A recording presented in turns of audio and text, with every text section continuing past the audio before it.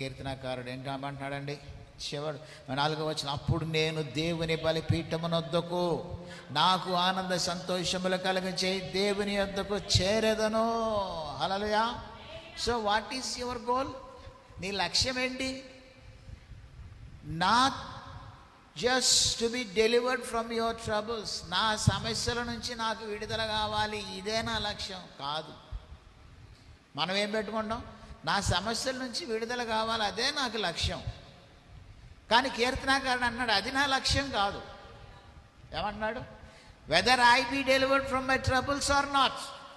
నా యొక్క శ్రమల నుంచి, నా యొక్క పరిస్థితుల నుంచి, నా యొక్క ఈ అడ్డు ఆటంకముల నుంచి నాకు విడుదల కలిగినా కలగకపోయినా కదా. అక్కడ అంటాడు కదా, చేలలో పంట బలిసిన ద్రాక్ష పళ్ళు కాపు కాసిన కాయకపోయినను స్టిల్ అయినను అంటున్నాడు. అక్కడ ఏమంటున్నాడు?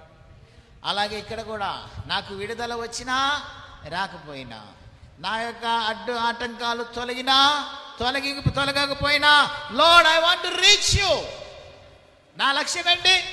అవి తొలగడం కాదు, నిన్ను చేరటమే నా లక్ష్యము. హల్లెలూయా. మన ప్రార్థన కూడా ఏంటండి? చాలామంది ఏం చేస్తారు? తొలగించలేదని చెప్పి దేవుణ్ణి వదిలిపెట్టేస్తారు. ఏం చేస్తారండి? తొలగించలేదని దేవుణ్ణి వదిలిపెట్టేస్తారు. ఈ దేవుడు మాకు అవసరం లేదనేస్తారు.